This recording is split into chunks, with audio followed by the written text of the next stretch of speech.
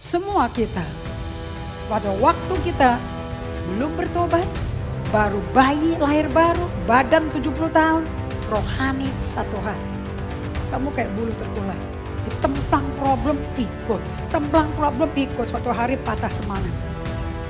That's why you have no strength. So kamu mesti ditanam dengan ikat ke tulang punggungmu, diikat kepada tulang punggungnya Yesus. You cannot live without Jesus.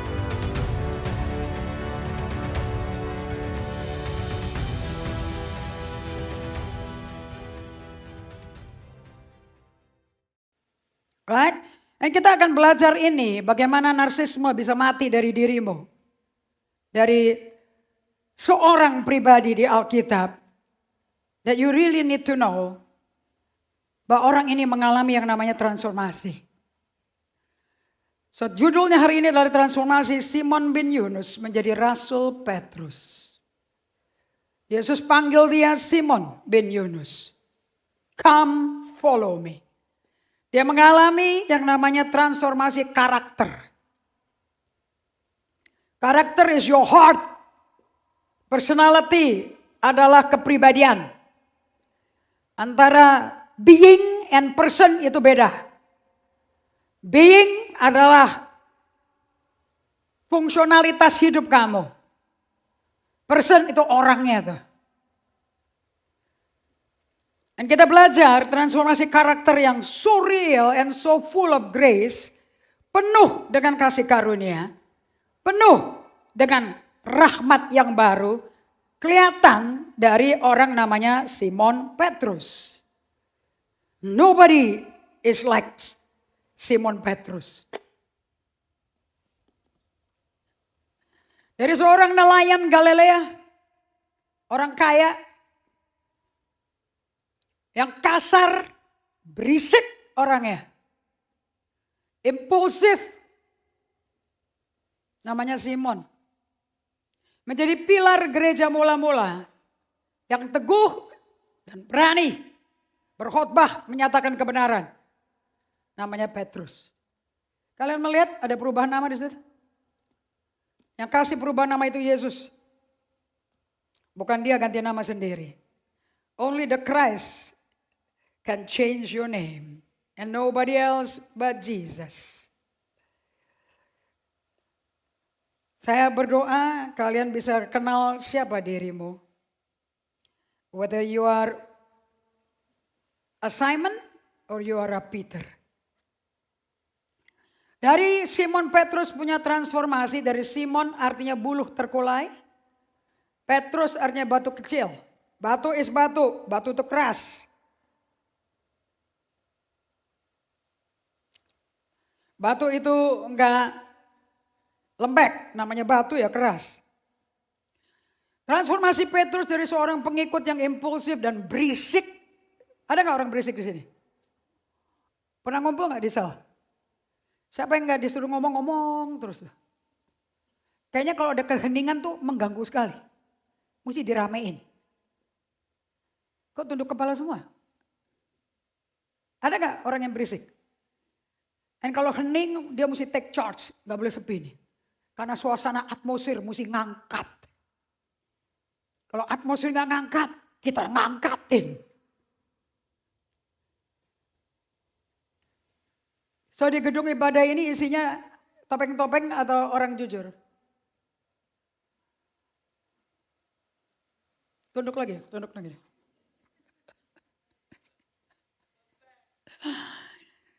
Dia menjadi rasul dan gembala gereja mula-mula. The first church yang lahir melalui Pentecost adalah digembalakan oleh Petrus.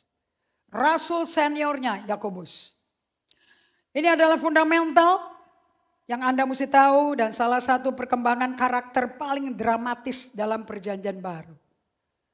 Kalian pasti ngerti dan tahu gak ada orang yang mengkhianati Yesus di tengah-tengah Yesus di titik terendah. Di depan Pontius Pilatus, Imam Kayafas, dia anak babu kecil, ART berkata, kamu juga dari Galilea kan, kamu semua itu orang kaya. Sumpah gue gak pernah kenal sama dia, sumpah gue gak kenal. Tapi dalam waktu bersamaan Yesus memberitahu pada semua muridnya dia akan menderita, mati, kemudian hari ketiga bangkit. Jauhkan dari engkau, tidak akan terjadi. Mereka akan nangkap aku, biar mereka nangkap, aku ikut kau. Lu masuk penjara, gue ke penjara. Begitu dia lihat gurunya disakiti, berapa jam kemudian, gue gak kenal dia. What a unstable character. Perjalanannya ditandai dengan kegagalan. Tapi perjalanannya nyata. Pemulihan yang intens. Karena kasih karunia Allah. Mau baca buku kasih karunia Allah? Baca surat Petrus. Baca Injil Yohanes tentang Petrus. Yohanes 21 didedikasi oleh Yohanes tentang Petrus. Sahabatnya. Dia gak ngomong tentang Yohanes. Yohanes tulis tentang Petrus. Bagaimana pertobatannya membuat pemulihan pasti terjadi. Jadi kalau Anda ketemu sama keluarga yang gila, kamu punya suami yang sinting, kamu punya anak yang liar, jangan dibilang liar, sinting, gila. Justru kamu berkata, Petrus saja sableng kayak gitu bisa berubah, munafik, pengkhianat, masa suamiku gak berubah. This is a story of possibility. This is a story of grace. This is not a disaster, you have hope for tomorrow. Setiap orang pasti berubah. Melalui satu kunci namanya the power of prayer. Kuasa doa. So perjalanan dia ditandai dengan kegagalan dan pemulihan yang intens. Jangan minta-minta sama pendeta, tolong doain anak saya. You pray. If you love them, you pray. Jangan titip-titip doa sama pendeta. Emangnya pendeta nggak doa juga? Pendeta juga manusia tahu. Kita punya urusan sendiri, kita punya keluarga sendiri, kita punya masalah sendiri. Ya. Jangan dititip lagi. Berat. Gila nih gereja, pendetanya gak mau doain gue. Enggak mau. Enggak mau. Ini gereja ngajarin kamu untuk punya direct access kepada sumber jawaban hidupmu. Gak usah nebeng. Males. Ini kisah transformasi menyoroti pergeseran dari kepercayaan pada diri sendiri, NPD. Beralih kepada ketergantungan total pada kasih karunia Tuhan Yesus, Yesus Kristus. Dia seorang pengikut yang berisik, murid yang impulsif. Nggak disuruh ngomong-ngomong gitu loh. Nggak ditanya ya jawab. Anda pernah gak sih ada orang kayak gitu? Kalau mau jawab, kalau ada pertanyaan, nggak ada pertanyaan jangan jawab. Kalau nggak diminta pendapat, jangan bikin pendapat. Suatu hari Yesus membawa 3 murid lingkar satunya. Namanya Yohanes, Yakobus, Petrus. Dibawa ke gunung yang paling tinggi. Kalau kalian pergi ke Israel, kamu punya limusin Mercedes-Benz 6 pintu. Untuk ngikis gunung tinggi sekali. Untuk naik ke gunung Transfiguration. Nggak, taksi di Israel nggak ada bajai. Nggak ada tok-tok. Nggak ada becak. Nggak naik. Medannya Yesus gunung semuanya. Mercedes-Benz limusin semua taksinya di Israel. Kita akan nangis loh. Yesus jalan kaki loh. Kita naik Mercedes-Benz.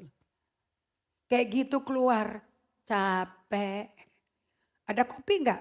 Cappuccino. Dingin. Cerewet. Bener-bener. Kemudian Yesus berubah muka. Terang silau sekali. Kamu kalau ketemu Yesus kayak begitu. Mereka melihat Elia dan Musa di situ. Di situ kita tahu Musa di surga. Walaupun kuburannya enggak ada. Walaupun dia berdosa tidak menguduskan Tuhan. Dengan dia bukannya berkata pada gunung untuk keluarin air. Tapi dia pukul gara-gara dia frustrasi sama orang Israel. Dan kemudian dari 3 muridnya itu. Selalu ada MC. Master of Ceremony. Namanya Petro. Guru. Kita bikin dia 3 sinode. Sinode Elia, Musa, Yesus. Langsung surga kebuka, suara keras keluar. Inilah anakku, kepadanya aku berkenan. Dengarkan dia, dipotong loh sama Tuhan loh. Kalau enggak Petrus, berisik. Gak apa-apa kelihatan, suruh kasih komentar, siapa yang suruh kasih komentar? Bukankah apa yang dikatakan Allah Bapa persis dengan apa yang dikatakan Allah Bapa di Sungai Yordan waktu Yesus dibaptis Islam? Tapi gak ada kata dengarkan dia. Di Gunung Transfigurasi, dengarkan dia. Tutup mulut langsung Petrus. Hanya karena kamu ditegur gak berarti kamu dihukum. Ngomong sama kiri kanannya, get used to be ditegur sama Tuhan. Gak berarti kamu dihukum, gak berarti kamu dibenci, justru kamu disayang. Untung Yesus gak ngomong cerewet. Kalau Yesusnya plus Indri Gotama pasti ada cerewet, bawel lu. Pengikut yang berisik awalnya bernama Simon, tapi diubah oleh Yesus dari Kefas menjadi Petrus. Yang adalah seorang nelayan biasa yang kepribadiannya ramah, big businessman, pengusaha besar, transparan, antusias, tapi juga gegabah. Tindakan impulsifnya dia cepat bertindak seperti melompat dari perahu untuk berjalan di atas air. Dan kemudian kehilangan fokus karena angin mamiri bertiup. Langsung berkata, Guru tolong selamatkan aku. Gagal gak tuh? Kalau itu engkau undang aku. Come. Dia keluar langsung. Keren gak tuh? Dari 12 rasul paling gede badannya dia loh. Keren ini, ganteng Petrus. Six pack. Badannya gak imut-imut. Dan pas angin bertiup. Tolong. Langsung ketakutannya, kelemahannya keluar. So bagus gak kamu ngalami ujian? Supaya kamu lihat kekuatanmu di batin seberapa besar sih. Berisik di mulut belum tentu kamu kuat imannya.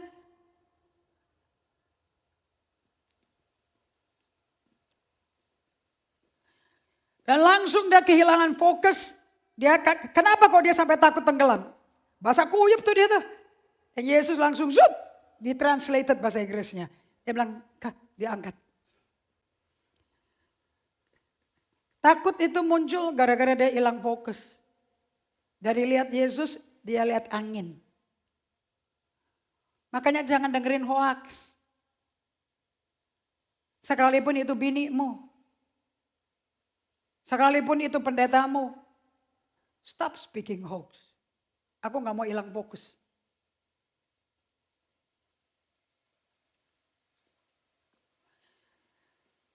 Memotong telinga keponakan dari Imam Kayafas di Taman Getsemani. Di titik di mana Yesus habis dicium sama pengkhianatnya. Dan Yesus pertanyakan tindakannya di depan semua orang. Dan Yesus lakukan mujizat. Ngomong kesombongan, super sombong. Ia sering menegaskan dirinya sebagai pemimpin di antara 12 murid. Jubir. Ya, juru bicara atau jubir ya. Gak diangkat sama Yesus, dia ngangkat diri. Ada gak orang suka gitu? Sebelum Tuhan ngomong dia menawarkan diri. Pas dia menawarkan ditanya suruh lakukan dia mundur. So karakter kayak begini, Alkitab kita penuh kayak begini loh. Kamu tinggal bercermin aja kamu yang mana. Dan kalau kamu bilang aku kayak Petrus, gak ada hope. Karena dia menjadi rasul yang penuh kasih karunia. Dan rasul yang bisa mengajar tentang love, kasih.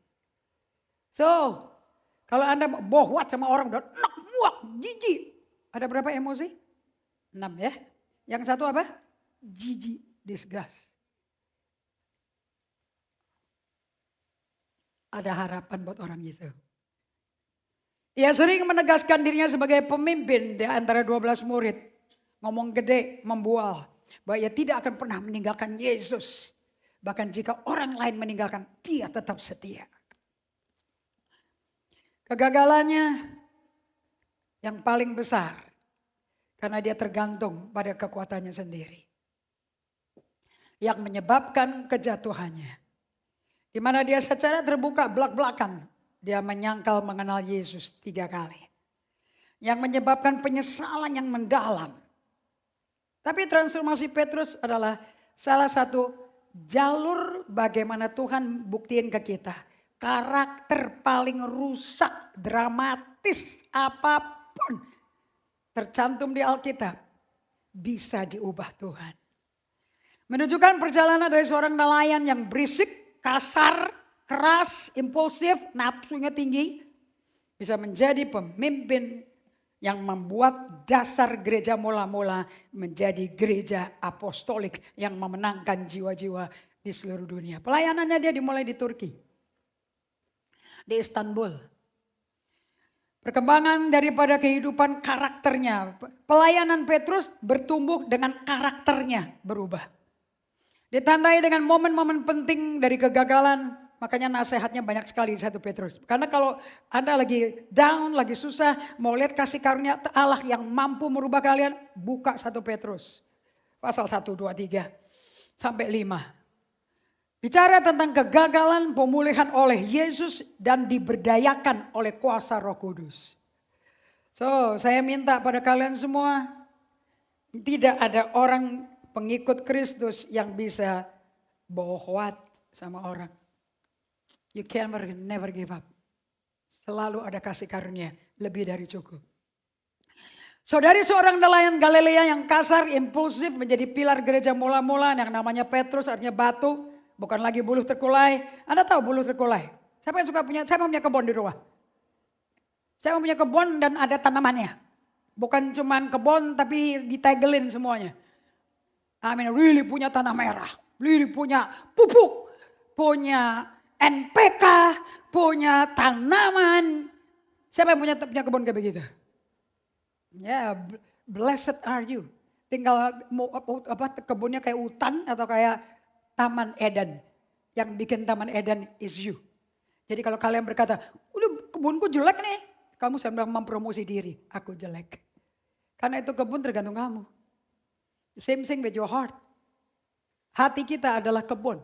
Setiap kali Tuhan membawa orang bertobat, selalu dia bilang, dan dari hatimu akan keluar sungai. Dari sungai selalu akan menjadi pohon. Benar? Berbagailah orang yang tidak minta nasihat sama orang fasik. Yang tidak berduduk di antara orang berdosa. Tapi kesukaannya merenungkan Taurat Tuhan siang dan malam. Maka dia seperti pohon ditanam di tepi sungai. Selalu hati kita adalah replika Taman Eden yang sesungguhnya. Always, dia gak pernah ganti-ganti. Perumpamaan selalu sesuai Alkitab. Kalau sampai hidupmu susah, buruk, buahnya gak ada. Because you don't take care of your heart. Makanya dari segala hal, jaga hatimu. Karena pancaran kehidupan mesti keluar dari situ. Gak bisa ada hati yang baru, keluarnya air pahit. Gak mungkin itu. Kalau sampai air pahit bisa. Because you don't take care. Kamu gak jaga. Dan Anda gak bisa dong berkata, gue begini, gue pahit gara-gara elu, tau gak? Gue marah gara-gara elu. No. Orang mau marah, silakan. Tapi hati ini tetap subur. Gak ada urusan. You get it? Ada kucing, ada anjing tetangga lewat kebunku. So Petrus itu seperti itu. Kenapa saya ngomong tanaman? You know, saya nggak percaya karena kita tinggal di negara tropis, tanaman di mana-mana di pinggir jalan semua nursery, tukang kebun, tukang jual tanaman bebas di Indonesia, bahkan memperindah jalan, betul apa tidak? Pemerintah Pemda setempat mengambil untung dari tukang-tukang jual tanaman. So I don't believe buying big plant. Tapi kalau Singapura beli pohon-pohon besar di Indonesia fair lah, karena dia nggak ada tanah, nggak ada tanaman kok. So saya belinya di polybag. Ini polybag. One plant you can pay only 3,000 rupiah, 2.500 rupiah, 5.000 rupiah. Tergantung jenis tanamannya apa. Beli 500 polybag. Dus. Dan begitu tanamannya mulai tinggi, tukang kebunnya kasih bambu-bambu kecil. Terus diikat pakai rafia. Supaya tidak terkulai, patah dan mati. Tapi bisa bertumbuh dan berbunga. Semua kita, pada waktu kita belum bertobat, baru bayi lahir baru, badan 70 tahun, rohani 1 hari. Kamu kayak buluh terkulai. Ditemplang problem ikut, templang problem ikut, suatu hari patah semangat. That's why we have no strength. So kamu mesti ditanam dengan ikat ke tulang punggungmu, diikat kepada tulang punggungnya Yesus. You cannot live without Jesus. Sampai kamu dewasa. Perubahan bukanlah sesuatu yang instan, melainkan suatu perjalanan yang bertahap. Panggilan pertama Yesus, come, follow me, and I will make you fishers of men. Mari ikut aku, dan aku bikin kamu penjala manusia. Itu sudah langsung ngomong transformasi. Tidak ada firman yang tidak ngajarin kamu transformasi. Begitu kalian lahir baru, bertobat, pelepasan, muntah-muntah, setan ditenggingin semua, coam semua, mantra-mantra, semua pegangan dibakar habis, guci-guci naga ancur semua, naga-naga ancur semua, tidak ada medium yang mengundang setan hadir. Kalian dibaptis Roh Kudus, dibaptis selam, the next thing is transformasi. Makanya gereja yang sibuk melakukan program, acara KKR, acara konser musik, you fail. Waktu badai kena kamu, hancur kamu. Kenapa? You're not transformed. Kenapa kamu sudah di gereja lokal? Sebab kamu tidak bisa ditransformasi sendirian. You can only be transformed when you are in a community. Sebab dalam komunitas besi, ngasah besi. Jadi kalau kamu bilang kamu gak mau ngampuni orang yang ada di kerselmu, basically kamu ngomong, gua baca kelas apa Agus? Baca ringan apa baca berat itu loh. Yang ada di Mall Agora itu, kita naik ke lantai 100 berapa itu. Memandang Jakarta, gantung diri di atas. Baca apa itu? Baca apa paling berat? Baca simple aja, jangan ruwet. Kasih klasifikasi tipe apa? Apa? Kamu ngomongnya kayak kita lagi berduaan lah aja di kebun. Gila nih jaraknya berapa meter nih? Apa? M15, M20, 436. A36. Ya sini kan ada orang kontraktor gak sih? Ini ada kontraktor gak? Masa gak ada kontraktor? Minim tahu dong.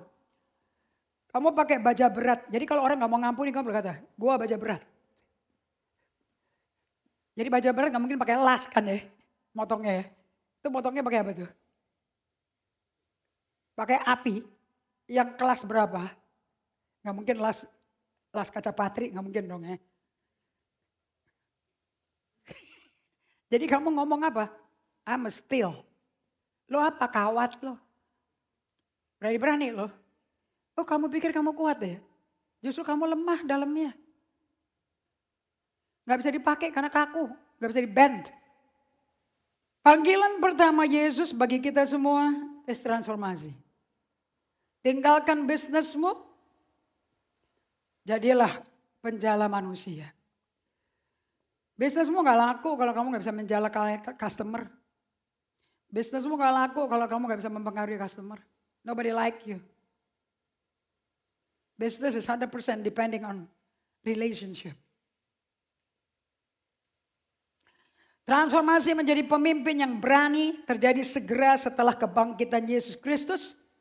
Kemudian di Pentakosta dikukuhkan oleh Roh Kudus sekitar tahun 30 Masehi. Anda bisa bayangkan berapa ribu tahun yang lalu Pentakosta, pencurahan Roh Kudus pertama kali. Dan masih kita bisa alami sekarang. Perubahan nama oleh Tuhan Yesus Kristus menandakan transformasi adalah tujuan kenapa kamu di gereja lokal. Jangan cari kerjaan, jangan cari peranan, jangan cari kedudukan. Cari momen di mana kamu bisa ditransformasi oleh Roh Kudus. 3 tahun Petrus berjalan bersama Yesus. Dia lihat mujizat, my goodness. Dia lihat badai mengamuk di Danau Galilea bisa diam. Dia lihat gurunya tidur. Dia melihat ikan keluar koin emas. Dia lihat anak kecil mati bisa dibikin tunggu oleh Yesus untuk mendengar kesaksian ibu yang 12 tahun pendarahan. Yesus gak takut. dengan kematian itu anaknya si Jairus. Dan masuk dia tim inti lingkar satunya Yesus. Begitu masuk ke rumahnya Jairus, anaknya perempuan mati di situ. Lingkar satunya yang diajak oleh Yesus. Bayangin ya, kamu dipilih mendadak di depan darurat. Petrus, Yohanes, Yakobus, masuk. Yang lain, tutup mulut. Dan dia langsung masuk, dia tumpang tangan, talita kum. Dus, berdiri langsung. Kalau dia bilang, kalau kalian gak pikir ini orang bukan orang spesial, gak mungkin dilihatin mujizat kayak begitu loh. Semakin dia banyak lihat mujizat, semakin dia yakin ini orang yang gue ikuti, bukan orang sembarangan. Dia menerima pengajaran langsung. Matius 5, 6, 7. Kerajaan Allah seperti apa. Walaupun dia dengar dari otak dan telinga dan hati manusia lama. Tidak ada lahir baru sebelum salib. So 12 murid tanpa lahir baru bisa ikut Tuhan. Karena kasihnya Allah. Karakter bisa narik orang. Dia impulsif namun dia ragu-ragu. Dan dia salah menerjemahkan misi dan visinya Yesus yang diberikan Bapaknya. Meskipun berjanji setia namun Petrus jatuh ke dalam ketakutan dan nyangkal Yesus 3 kali. Hanya dalam berapa jam aja. Orang bisa berubah lah. Saya kagum Yesus tuh gak terganggu loh sama orang yang wataknya aneh-aneh. Ini orang gila gak nih? Satu hari bilang setia, satu hari akan ikut engkau. Terus nyangkal 3 kali. Kalau kamu jadi Yesus kamu kira-kira apa tuh? Agak luka. Mau psikolog siapa lagi? Konselor siapa lagi?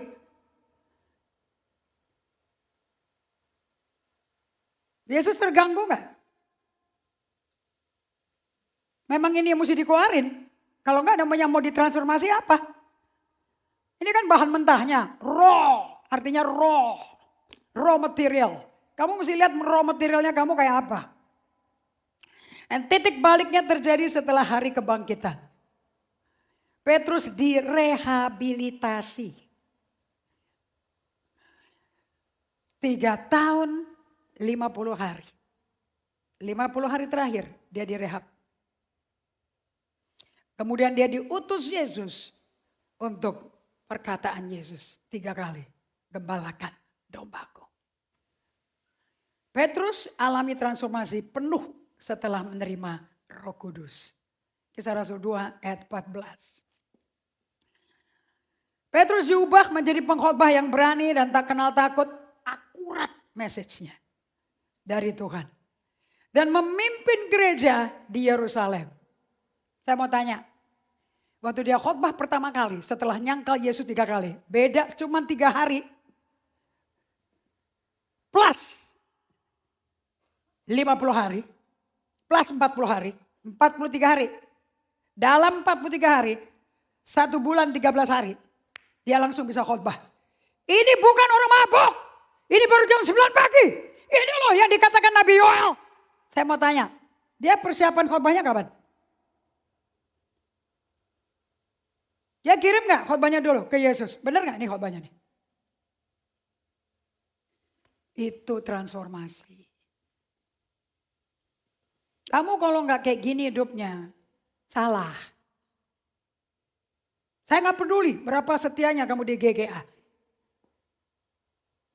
Saya Tuhan peduli kalau kamu setia sama dia. Dan mengizinkan dia yang bekerja dalam kamu. Pertumbuhan spiritual formation. Practicing the way. EHS, EHR, EHD. Semua spiritual formation. Nothing but pemuritan. Menandakan bahwa transformasi itu adalah proses jangka panjang dan berkelanjutan. Orang yang gak suka EHS, gak suka EHR. Karena emosinya bludak terlalu tinggi. Bertanya, berapa lama kita mesti lakukan day by day? Sampai Yesus muncul di awan-awan untuk mengangkat gerejanya. Karena hanya waktu dia muncul di awan-awan pada waktu pengangkatan. Dalam sekejap mata, 1 Korintus 15, kamu akan diubah serupa dia. So, selama kamu di bumi, kamu mesti ada di track yang betul. Di tempat yang benar, yang namanya Yesus. Karena dia jalannya. Jangan ngomong dia jalan sebagai pengetahuan alam, tapi kamu gak ada di dalam dia. Makanya semua janji Allah di perjanjian baru, bukan semuanya. Efesus, bukan semuanya. Efesus, Tesalonika, semuanya. Kalau saya khotbah buka bukunya. Kalau kita bilang kisah para rasul, buka kisah para rasul. Supaya tahu. Anda ada di gereja kalau mati belum tentu ke surga loh. Saya nggak jamin nama sekali. Buka Efesus 1. Nggak ada. Nggak ada satu janji Tuhan yang tidak ditulis dengan 3 kata ini. Nah, terutama suratnya Paulus. Oke, ayat 1 ya. Baca cara dia ngomong, baca. Anda bisa jago SMA, summa cum laude, universitas, belum tentu bisa baca Alkitab. Verse 1. Dari Paulus, Rasul Kristus Yesus oleh kehendak Allah. Dahsyat nih. Ini suatu kebanggaan yang luar biasa. Kepada orang-orang kudus di Efesus. Ini Turki, Istanbul. Orang-orang percaya, 1, 2, 3. Dalam Kristus Yesus. Bukan dalam GGA loh. Hanya duduk di organisasi gereja, sinode. Kamu kenal gembalanya. Enggak bikin kamu loh. Sama sekali orang percaya loh. If you are a believer, kamu gaya hidupnya harus in Christ Jesus. Di dalam Kristus Yesus. Baca ayat 11. Lompat, jago. Yang ini saya salut sama bahasa Indonesia. Ayat 11. Lihat yang ditanda kutipin. Aku katakan. Tanda kutip. Di dalam Kristus. Bukan dalam gedung GGA. Bukan dalam Kersel. In Christ. Apa itu artinya in Christ itu? What does it mean to be in Christ? Karena in Him. Karena di dalam Dialah. Kami mendapat bagian yang dijanjikan. No promises. Pujilah Tuhan hai jiwaku, pujilah Tuhan segenap batinku. Pujilah Tuhan hai jiwaku, jangan lupa kebaikan Tuhan. Dia yang mengampuni engkau dari segala iniquity-mu, kesalahanmu. Dia yang menyembuhkan kamu dari segala sakit penyakitmu. Dia yang mengeluarkan kamu dari lubang kubur neraka. Dia yang memahkotai kepalamu dengan rahmat dan kasih setia. Dia yang memuaskan hasilmu dengan kebaikan sehingga masa mudamu baru seperti Raja Wali. In Christ. Bukan maju tumpang tangan langsung dapat. Nggak akan dapat. You have to be in Christ. All the promises. All. Kenapa kamu seret hidupnya? Because you're not reliving the promise of God. Bayangin kalau kamu semua hidup dalam janji Allah. My goodness, ini gereja menakutkan setan loh. Ini gereja bikin sejarah bagi Jakarta. DKI loh. Because all the promise is yours. Kamu jalan sebagai manifestasi janji Allah. Gak ada orang malas doa. Gak ada orang malas memuji Tuhan. Gak ada orang tergantung akan ICU. Gak ada. In Christ.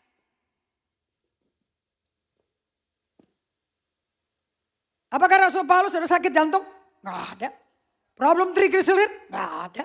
Orang kalau berdoa gak mungkin problemnya gitu. Gak mungkin problem darah. Karena dalam darah adalah nyawa. Nyawanya penuh kuasa kebangkitan. Makanya anak dengerin khotbah semalam suntuk ngantuk tidur jatuh mati. Dia peluk hidup lagi dianterin pulang. Nothing but resurrection power. Jangan kita menerima hidup kita kayak gini udah suci udah pasti udah nyampe. Sombong banget loh. Paulus saja ngomong. I don't count it as I have arrived. Aku gak anggap aku setelah tiba, udah nyampe loh. Belum. Gak ada orang khotbah yang bangkitnya orang mati seperti Paulus. Jangan sombong, jangan GR. Duitmu tuh dipersembahkan aja bagi Tuhan dah. Supaya gak sombong. Mamon gak boleh berkuasa di gereja Tuhan. Kuasa kebangkitan yang mesti berkuasa. Dan apapun yang bangkrut akan hidup kalau ada kuasa kebangkitan. Hubungannya mati akan hidup.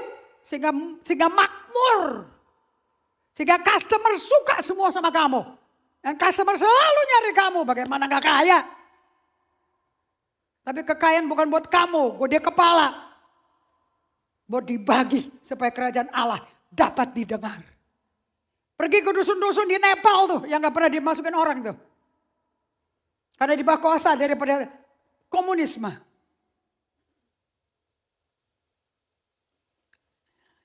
Di dalam Kristus. Bahasa Inggrisnya gak ada pakai tanda kutip. So, dan di dalam dialah kamu mendapat bagian dijanjikan. Kami yang dari semula ditentukan untuk menerima bagian semua tuh sesuai dengan maksud Allah. Maksud Allah kita terima semua kok yang Yesus kelari di kayu salib. Yang di dalam segala sesuatu bekerja menurut keputusan kehendaknya. Dia mau kita sembuh kok. Now why don't you live like that? Apapun yang gak sesuai standar jangan diterima, jangan dikompromi dong. Marah. You have to have a holy anger. Gue gak hidup seperti ini. Ada apa ini? Marah sama setan. Marah sama dirimu. Yang mulutnya hoax terus. Malah sama teman yang kamu kumpulin. Because wrong association will destroy good behavior. Marah sama dirimu. Jangan maklum. Tiap kali ngomong kok HM. Harap maklum. Right? So, saya mau latih kalian ya. This is already a language yang kita pakai di EHS, Practicing the Way. Baik John McComber maupun Peter Scarsero, Gary Scarsero pakai istilah yang sama.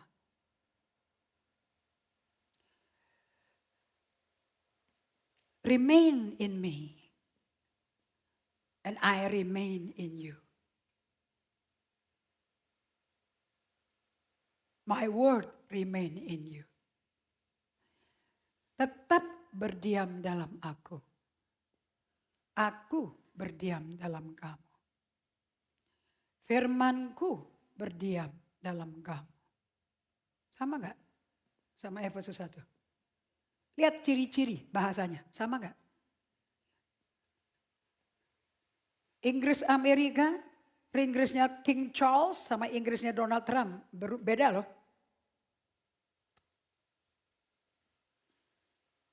Orang Inggris kalau ngejok gitu bisa nyindir, bisa nemplak tapi ketawa, bikin orang ketawa. Jago orang Inggris. Seluruh pidatonya King Charles banyak joke-nya. Tapi bobotnya dalam, itu message. Makanya kalau orang ngomong didengerin baik-baik. Ngapain dengerin pala lu yang puyeng? Akulah barang siapa tinggal di dalam aku di dalam dia. Ia berbuah banyak. Sebab di luar aku kamu gak bisa apa-apa. Berarti janjinya gak digenapi dong.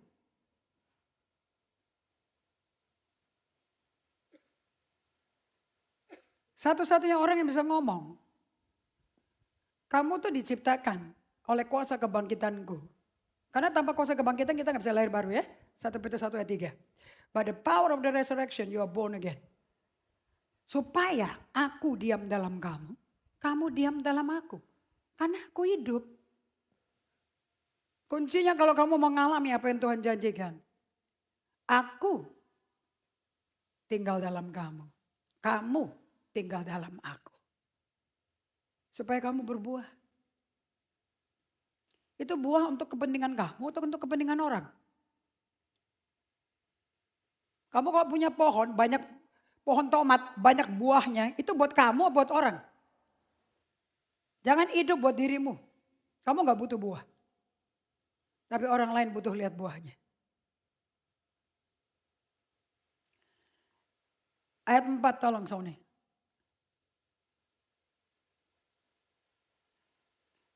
Ulangi pelan-pelan. Ini nyambung gak dengan bahasanya Paulus? Dengarin baik-baik. Pelan-pelan dibicarakan. 2, 3. Tinggallah di dalam aku dan aku di dalam kamu. Lihat Efesus 1 ayat 11.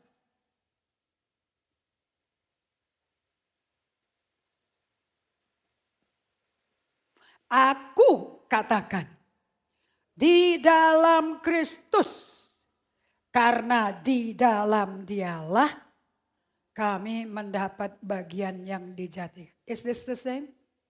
Is this the same? So we are created for union. Katakan, kita diciptakan untuk menjadi satu dengan Tuhan. Gak ada hubungan sama pendeta saya.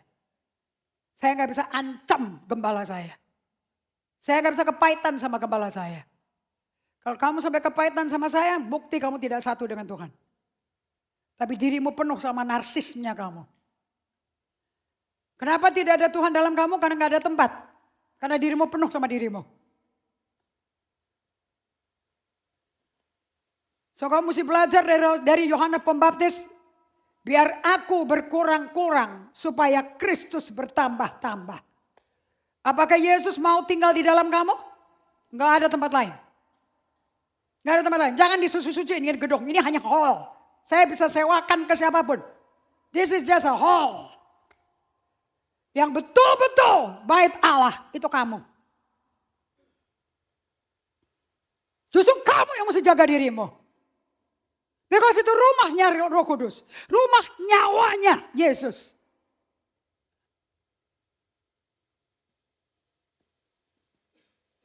Ngapain diisi sama dirimu?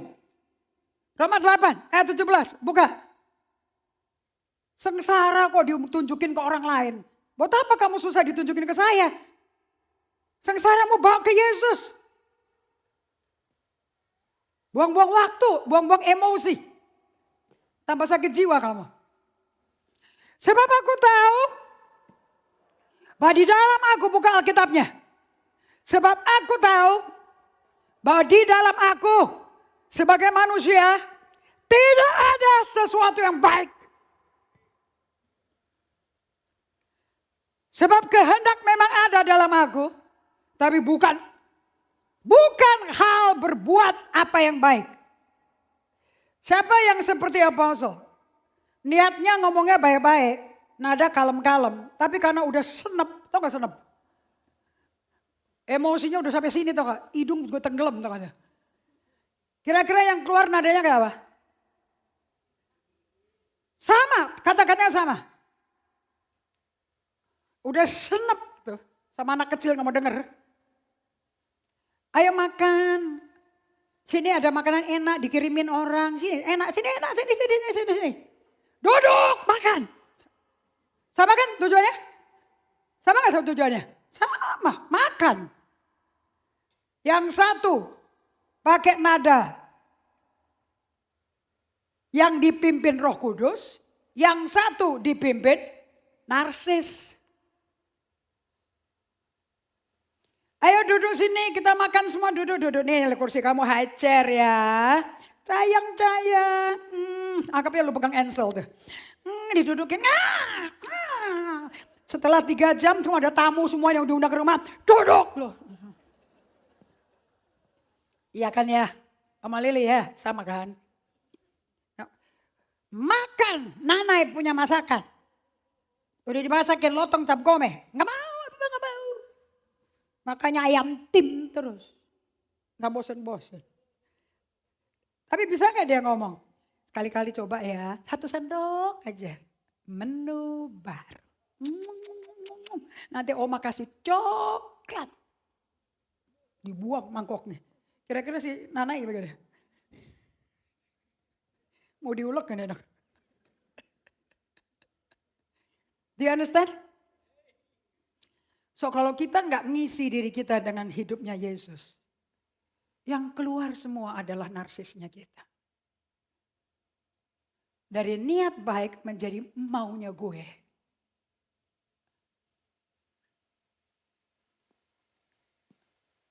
That's why nggak ada yang baik dalam diriku.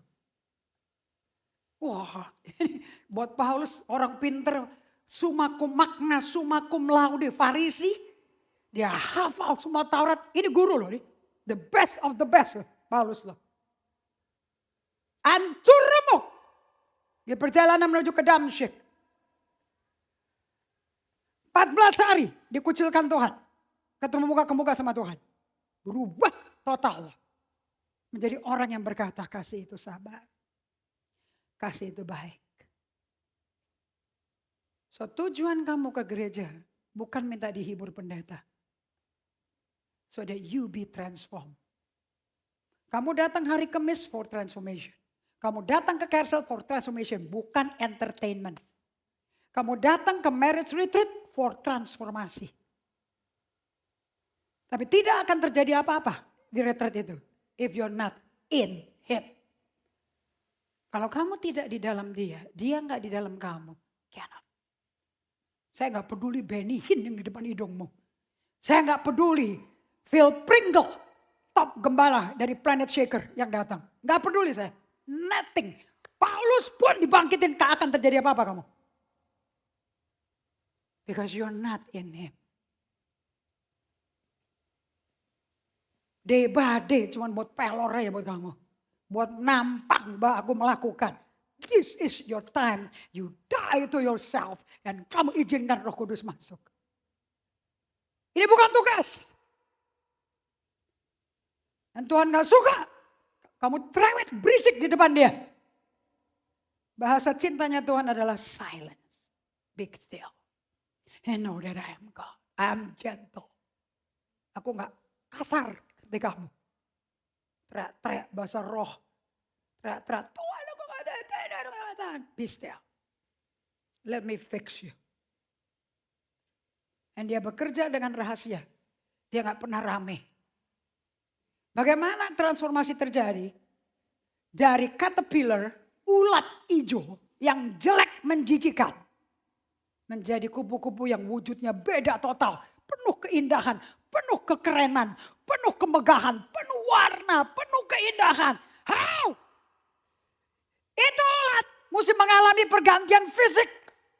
Untuk pergantian fisik dia hidup terus. Dari lahir tuh ulat, dari larva sampai menjadi ulat tiap hari makan terus. Makanya gue benci sama ulat di kebun gue. Gue tembakin satu persatu. Kan. Kenapa? Habis daunnya semua. But kalau saya mengerti transformasi, siapa tahu ini menjadi kupu-kupu kuning suatu hari. Siapa tahu dia jadi kupu-kupu biru suatu hari. Kenapa aku bunuh? Dia butuh makanan. Toh daun bisa layu, kan tumbuh lagi. Gak perlu ditembak mati, itu ulat. So saya diamin, kemudian tambah gemuk, ternyata dia butuh tenaga begitu rupa dari dalam dia untuk ngelepasin kulit luarnya. Setelah dia keluarin, lepasin kulit luarnya, timbul rajutan yang jelek sekali warna hitam. Di dalam 2 minggu kehitaman itu, gak ada orang bisa lihat, gak ada matahari bisa masuk. Tuhan melakukan yang tidak bisa dilihat orang, tapi nyata bagi orang. Kepompong menutupi dia semua. Pada waktu kamu mau ditransformasi, tidak ada orang akan lihat. Bahkan kamu pun tidak tahu kamu mengalami apa. Itulah Sabat. Itulah day by day. Gak usah mikir, gak usah apa, bikin perencanaan. Just shut up. Be still. Tidak usah produksi apa-apa. Just rest. Dan 2 minggu kemudian, tiba-tiba ada batang-batang tajam keluar. Dengan kuku-kuku yang tajam. Sobek. Dan keluar wujud yang gak ada hubungan dengan si ulat. Kalau gereja gak ngajarin kamu berubah begini, itu bukan gereja. Gereja itu seperti kepompong. Semua orang rusak. Semua ulat yang menjijikan. Jelek menjijikan. Tapi kalau engkau mau masuk ke kepompongnya Tuhan. Tuhan akan ubah kamu. Dimana kamu tak berdaya dan kamu gak bisa ngapa-ngapain. Except tinggal di dalam aku. Aku di dalam kamu. Dia kepompongnya. Jangan suka nyanyi-nyanyi lagu merdu. Balik ke slide. Petrus mengalami pertumbuhan spiritual formation. Menandakan bahwa transformasi itu adalah proses jangka panjang dan berkelanjutan. Bahkan sudah jadi rasul. Sudah nginjil luar biasa. Bahkan satu keluarga Cornelius bertobat, orang Itali non-Yahudi. Ini radikalis nih Petrus nih. Dia pergi ke Galatia, munafiknya keluar karena takut akan orang. Bahkan setelah sampai Pentakosta, Petrus terus bertumbuh, gak kelar-kelar. Rasul Paulus secara terbuka menegur Kefas, yaitu Petrus, di Antioquia karena munafik. Jangan pikir ya pendeta gak ada itu, manusianya itu masih bisa munafik. Pendeta itu cuma gelar. Tapi ini manusia biasa. Yang ada dosa waktu dalam kandungan mami saya. Itu terus dikikis sampai Yesus muncul di awan-awan. Ayo hear me. Jadi kalau mau cari pendeta yang sempurna, kayak kamu sempurna, keluar ya GGA. Tapi kalau kamu mau bertumbuh bersama saya, mau diubah sama-sama saya, ini rumah kamu. Do you hear me? Do you hear me? Kalau cari pendeta yang tidak ada salah, pindah gereja. Tapi kalau kamu mau memiliki pendeta yang tahu salahnya dan masih mau bertobat, ini rumahmu. So, saya mau tanya, cari gereja apa kamu? Kalau yang ini masih ada munafik, yang ini masih ada sombong. Tapi setiap hari datang ke Tuhan untuk diubahkan dari glory ke glory. So, kamu cari pendeta yang mana? Mau yang sempurna? Enggak ada di sini.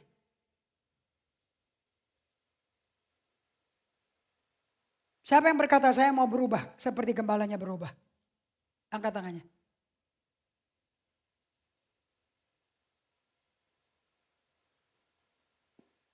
Then this is our house. Not your house. Our house. Di mana kita sama-sama diubah Tuhan. Ada amin? So di Galatia 2 ayat 11-14 buka Alkitabnya.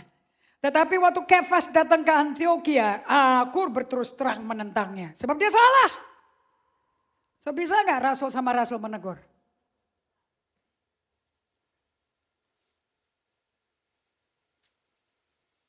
Kamu gak negur saya. Saya punya teman-teman senior yang negur saya.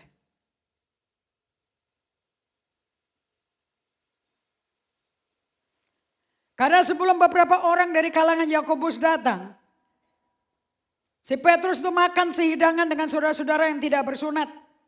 Orang non-Yahudi. Ingat ya, Petrus itu Yahudi bukan? Bukankah butuh mimpi Tuhan untuk dia bisa datang ke rumahnya non-Yahudi? Cornelius? Tetapi setelah mereka datang, si Petrus mengundurkan diri. Kayak gak ada hubungan sama orang non-Yahudi. Dia mau jadi orang Yahudi. Dan menjauhi mereka karena takut akan saudara-saudara yang bersunat. Dan orang-orang Yahudi lain pun turut berlaku munafik gara-gara dia. You see? Perkumpulan yang salah bikin kamu melakukan yang buruk, yang busuk. Makanya jangan suka ngancem orang. Itu munafik tuh. Dia gak sadar. Paulus nyadarin dia. So Paulus sangat sayang pada Petrus. Sehingga Barnabas pun, bukankah Barnabas itu guru Alkitab yang berjalan sama Paulus? Dia juga terseret sama kemunafikannya Petrus. Tapi waktu kulihat bahwa kelakuan mereka itu tidak sesuai dengan kebenaran Injil. Tidak sesuai dengan apa? Aku berkata kepada Kefas di hadapan mereka semua. Kamu mau ditegur depan umum atau mau ditegur empat mata? Ada teguran harus empat mata? Atau bisa di muka umum? Siapa bilang empat mata? Mana ini empat mata? Semua orang ikut munafik gara-gara dia kok. Masa empat mata? Hanya orang narsis minta empat mata. Sebab orang lain gak tahu. Nanti jangan bilang-bilang orang ya. Lalu bilang gue.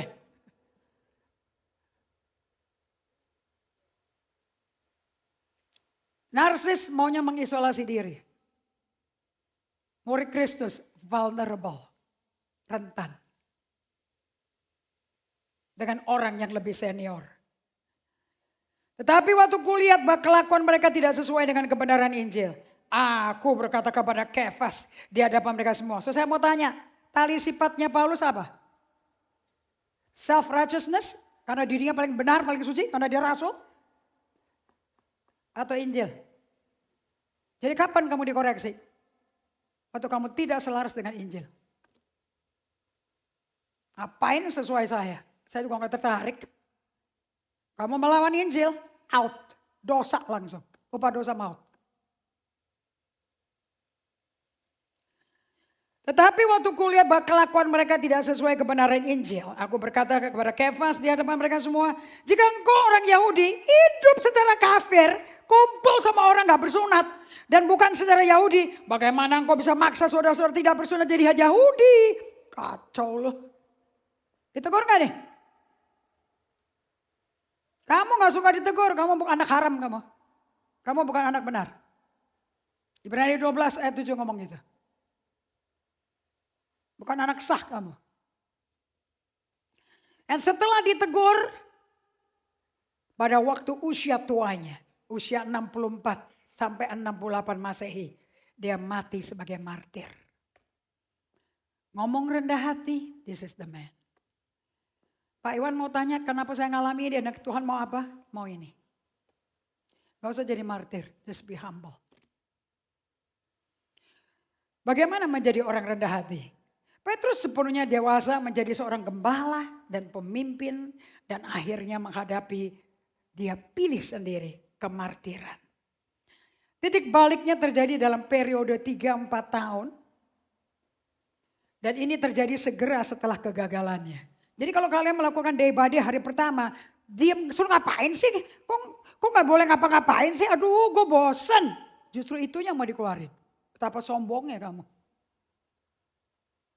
Untuk kamu kelihatan berapa putus asanya, gak sabaran kamunya. Karena kalau orang lain ngomong kan kamu marah. Bagaimana kalau kamu diam di hadapan Tuhan yang Tuhan sendiri yang nunjukin? Pada waktu kamu berdiam diri gak ada orang lain loh, cuman kamu loh. Either kamu sama Tuhan atau kamu sama setan.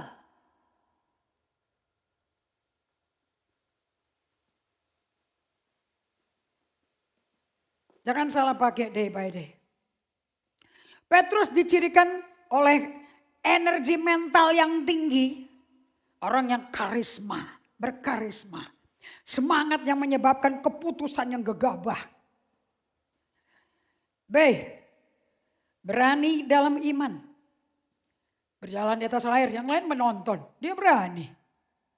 Ini proses spiritual formation. Begitu kamu mulai ini, kamu akan ngalami ini dulu. Gak ada tenang, gak ada diem. Gak ada tenang, sejuk. Kamu ngawur. Kamu akan ketemu sama nyawamu. Kamu ketemu emosimu.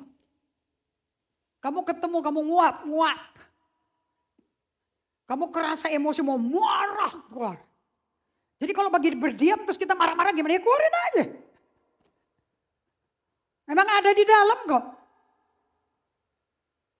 Emosi tidak puas sampai dikeluarkan.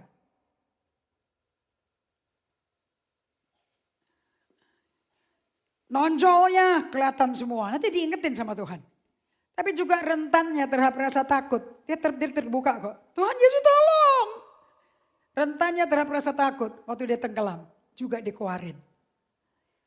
Salah nafsirin misi Yesus. Menegur Yesus mengenai kematiannya. Juga keluar. Semua Yesus bongkar semua.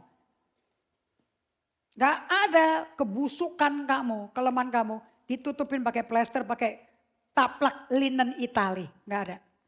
Justru dikeluarin. Kalau itu keluar, bersyukur. Kamu kenalan sama dirimu. Karena kamu tidak bisa kenal Allah tanpa kenal dirimu dulu. Bab 4 dari buku EHS.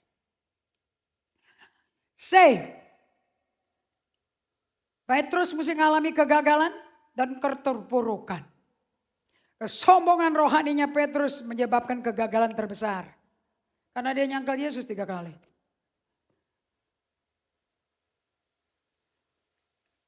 D. Kegagalan ini ternyata sangat penting bagi pembentukan rohaninya. Makanya kalau kamu lagi susah terus kamu bohong. Gimana kabarnya? Oh baik, baik dong. Topeng. You will never see transformation. Siapa yang mendelay transformasi? Kamu sendiri. Apa yang mendelay? Sombong. Dan sombong gak butuh duit. Sombong gak butuh sekolah. Sombong adalah natur, sifat dari manusia lama. Kegagalan ini sangat penting bagi pembentukannya. Menghancurkan ketergantungannya pada diri sendiri. Gue bisa. Aku tukang nelayan, perusahaan nelayanku gede. Banyak uang aku. Dan mengajarkan kepadanya betapa pentingnya kasih karunia atas rohnya sendiri. Bukan kekuatannya sendiri. Yang hebat ngadepin si Petrus. Yesus tidak pernah nyerah sama Petrus. Why? Satu. Karena Yesus melihat melampaui kegagalan dan sifat impulsifnya Petrus. Segala perbuatan salah, segala kegagalan, segala sifat impulsif, berisik, cerewet, banyak ngomong, dia gak lihat. Yesus cuma lihat Petrus menjadi Petrus yang berdedikasi dan menjadi Petrus yang sesungguhnya. The new true self of Peter. Dan pada akhirnya mengubahnya dari murid yang takut, yang gak sempurna menjadi batu kecil. Yang menjadi bagian dari gereja Tuhan Yesus Kristus yang dibangun Yesus sebagai batu karang yang hidup. Buka Matius 16 ayat 12. Kamu semua akan mengalami ini semua. Saya berharap kamu sesering mungkin dan secepat mungkin ngalami pertanyaan-pertanyaan seperti ini. Tapi kamu bisa ngalami kalau engkau bergaul sama firman. Kalau enggak bisa. Oke? Ya cepetan yuk, Matius 11. Bentar lagi saya juga kelar. I like this teaching. Saya bikin ini khotbah sampai 2:30 pagi. So basically saya nggak tidur selama di Bali.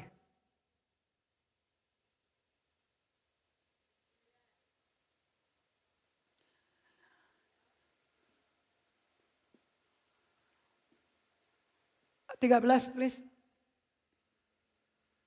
Oke, katakan sama-sama. 2, 3. Jangan dengerin ya, katakan. 2, 3.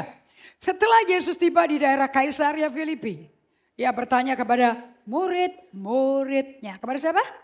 Ya, bukan penggemar, bukan fan-nya. Kata orang, siapakah anak manusia itu? Kalau nggak ke murid nggak fair. Ya jatuhin orang. Tapi kalau murid 3 tahun setiap hari makan tidur, dengar pelajaran dia, lihat mujizat dia, dan melihat bagaimana dia bersikap, berkelakuan, detail 3 tahun. Itu murid. Kata orang siapa anak manusia? Langsung dijawab sama mereka, 14 please. Ada yang mengatakan Yohanes Pembaptis. Ini seperti anak RGA kalau saya masuk ke kelas. So, who is the leader of the cartoon of the movie that I show you? Miss, I know, miss. Sama mereka tuh. Yohanes Pembaptis, Elia, Musa, Yeremia. Ya salah satu nabi lah. Next please. Lalu Yesus bertanya kepada mereka, tetapi apa kata kamu? Langsung ke kamu. Kamu ditanya sama Tuhan pertanyaan ini.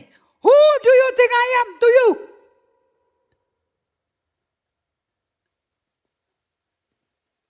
Masa dengan khotbah kualitas kayak gini 2-3 jam kamu gak berubah? Gak bener lah. Who do you think Jesus is to you? Petrus punya jawaban. I don't know about you.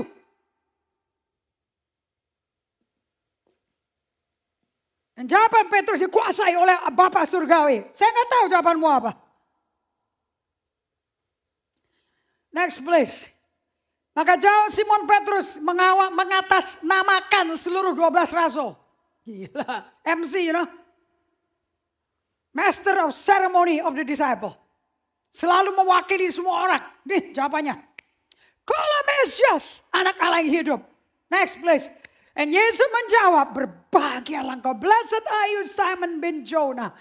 Berbahagia engkau Simon bin Yunus itu Yohanes. Sebab bukan manusia yang mengatakan padamu, wow. Dia ngomong pakai nama Simon karena ini manusia lama. Manusia lama bisa masuk ke alam roh, bisa menjadi Petrus. Next please. kepadamu, Petrus, diubah nggak namanya? Kepada Simon bin Yunus, langsung dia ganti, Petrus. Dan kata sambung, berarti dua topik berbeda. Di atas batu karang ini, bukan Petrus batu karangnya. Petrus, Petra artinya batu, tapi bukan batu karang. Di atas batu karang ini, batu karang apa? Ayat 17. Ayat 16. Engkau adalah Mesias, anak Allah. Itu batu karang tuh. Orang yang mendengar perkataanku dan melakukan, dia seumpama orang membangun rumah di atas batu karang. Waktu badai menerpa, hujan keras datang. Rumah itu tetap berdiri karena di atas batu karang.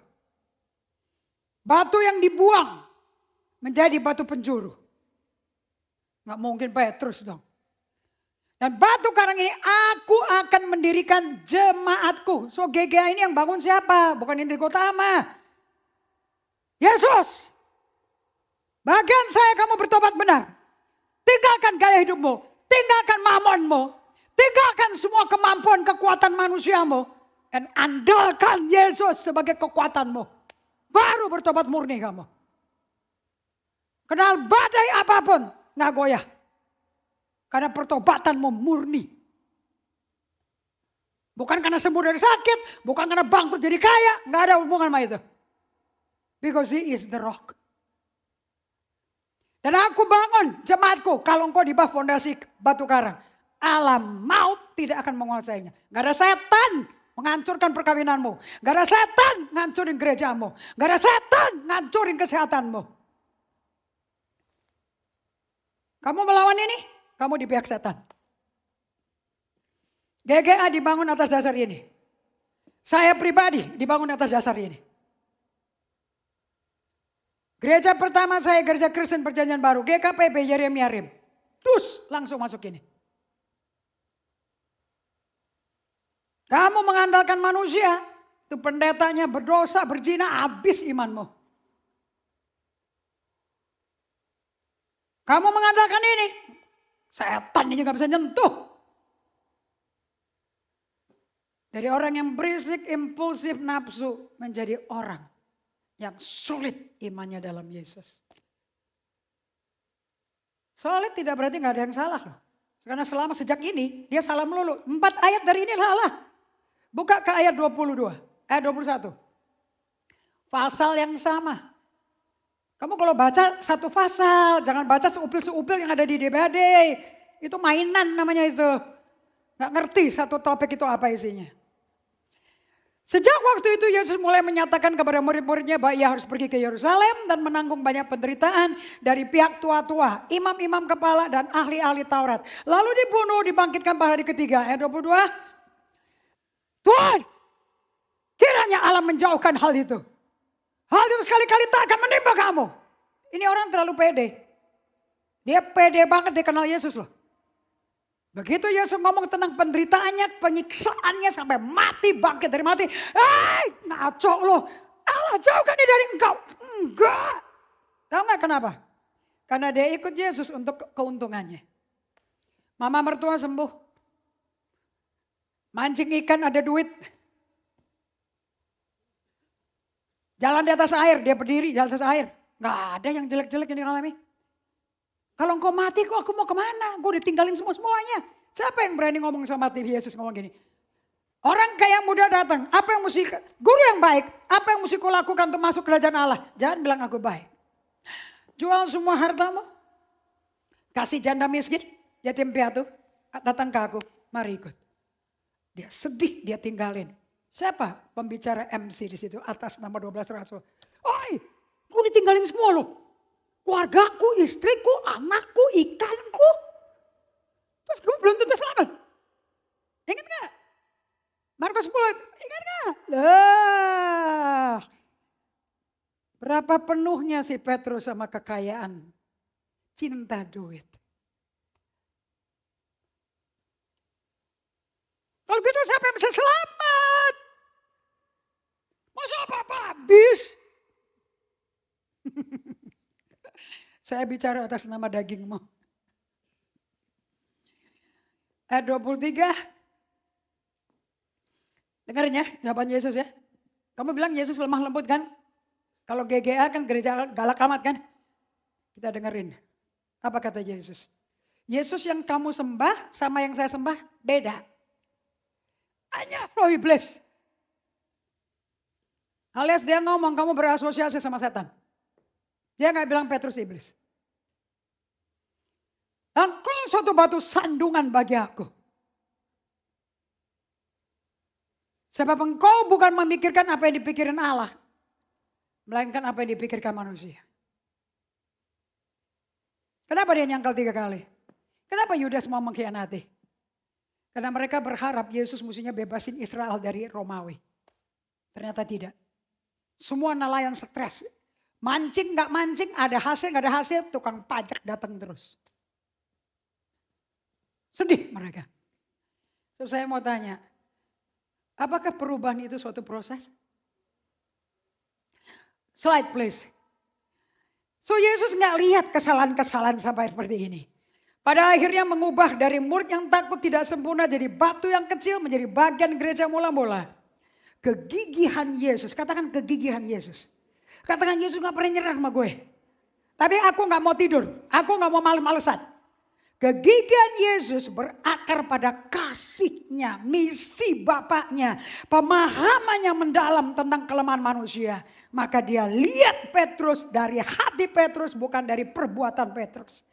So berikutnya alasan kenapa Yesus tidak nyerah pada Petrus. Number one, yang dilihat hatinya bukan tindakannya. Meskipun Petrus bertindak sembrono, ngomong gede, akhirnya menyangkal Kristus. Yesus tahu kok Petrus sangat mencintai dia. 2, kegagalan Petrus berakal dari rasa takut. Bukan pengkhianatan dari hati yang jahat. Yesus selalu melihat kita semua. Ini berlaku bagi kita loh ini. Melampaui kesalahan kita. Dan melihat pengabdian yang mendasar. Yesus pakai kegagalan dari Petrus untuk membangun karakter Kristus. Bagaimana mau dibangun kalau si Petrus yang gak sadar dia kayak apa? Yesus menggunakan kegagalan Petrus untuk merendahkan dirinya. Mengubah dari orang mengandalkan diri sendiri menjadi orang mengandalkan Kristus. Penyangkalan Petrus menyakitkan sekali, tetapi itu pelajaran penting untuk mempersiapkan dia jadi pemimpin. 3, Yesus berdoa untuk imannya Petrus.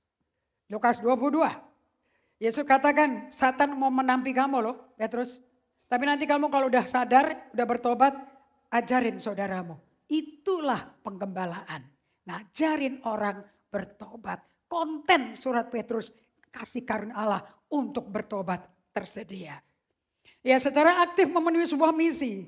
Yesus perlu melengkapi Petrus untuk menguatkan saudara-saudaranya dan memimpin gereja mula-mula. So, sebagai penutup, Yesus memilih sebuah proses daripada perfection. Ditulis, jangan difoto. Difoto gak inget otaknya. Tulis, supaya saraf otaknya inget. Supaya berubah. Capek dong, modelnya kayak kamu terus gak berubah-berubah, capek dong.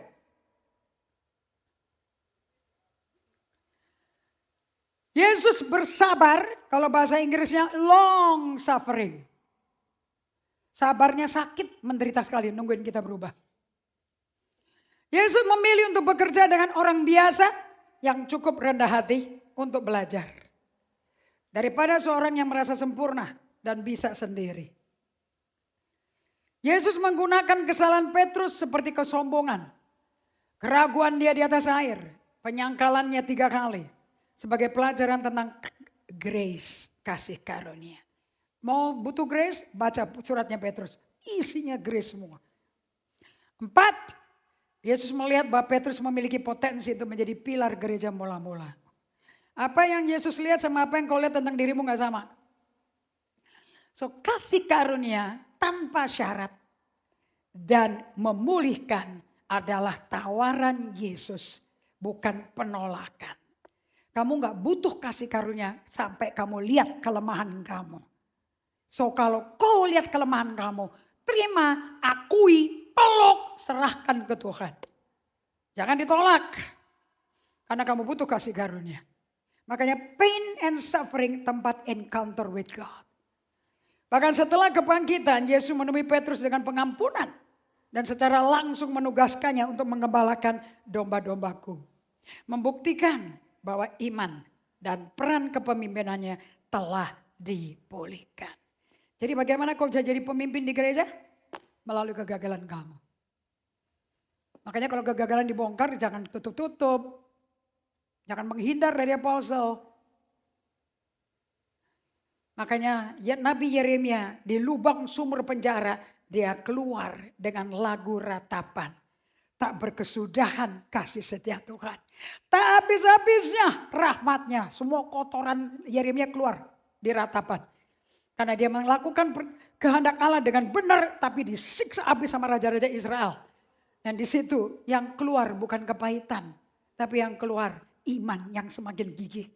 Selalu baru tiap pagi. Besar setiamu. Tuhan, kau bagianku, kata jiwaku. Oleh sebab itu aku berharap kepadamu. Bagus gak? Lihat nih, di tengah kesulitan Yeremia akrab sama Tuhan. Jiwanya satu. Dia gak muter-muter keliling dunia membagikan berapa pahitnya hidup ini. Gak pernah. Tuhan kau baik bagi orang yang berharap kepadanya. Bagi jiwa yang mencari dia. Hei jiwa cari dia terus di tengah aniaya. Karena Allah gak berubah, aniaya akan berhenti. Adalah baik menanti dengan diam pertolongan Tuhan. Adalah baik jika seorang pria memikul kuk masa mudanya. Biar dia duduk sendirian dan berdiam diri kalau Tuhan membebankannya. So kisah Petrus sering dipandang sebagai the model of grace. Teladan kasih karunia. Yang menunjukkan bahwa bahkan ketika iman manusia goyah. Kesetiaan dan kemampuan Yesus untuk memulihkan kita tidak pernah pudar. So never quit, never give up on yourself. Amin. Inilah hidup yang benar sebagai pengikut Kristus.